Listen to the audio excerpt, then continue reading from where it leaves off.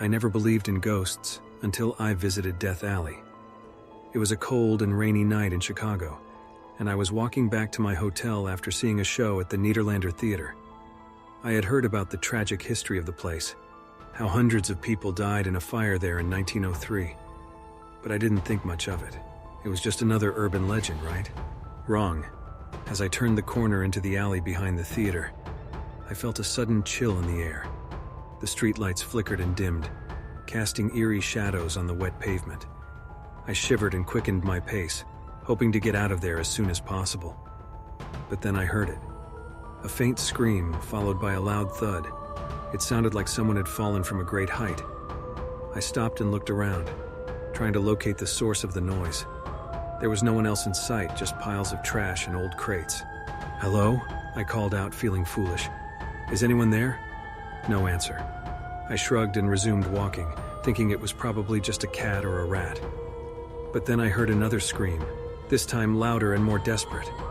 It was a woman's voice, and it sounded like she was in pain. "Help me, please help me." I froze, feeling a surge of fear and curiosity. Where was she? Was she hurt? Was she in danger? I scanned the alley again, looking for any signs of life. And then I saw her. She was lying on the ground, near a fire escape ladder. She was wearing a long dress like something from the early 1900s. She was covered in blood and burns, and her eyes were wide with terror. She looked at me and reached out her hand, begging for help. I gasped and took a step back, feeling a wave of shock and disbelief. She was a ghost of one of the victims of the fire, and she was not alone. As I looked around, I realized that the alley was full of them. Men, women, and children, all dressed in old-fashioned clothes, all bearing the marks of the fire.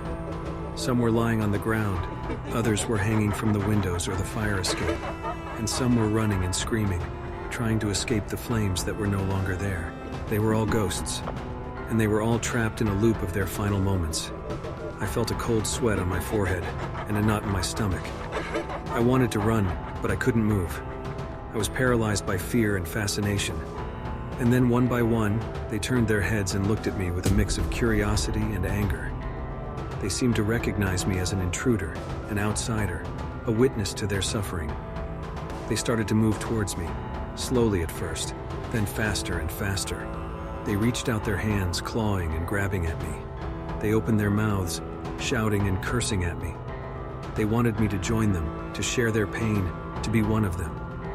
I screamed and tried to push them away, but they were too many and too strong. They surrounded me and pulled me down, dragging me into their hell. I felt their cold fingers on my skin, their hot breath on my face, their sharp teeth on my flesh. I felt their blood and fire on my clothes, their pain and fear in my mind, their hate and despair in my soul. I felt them all, and then I felt nothing.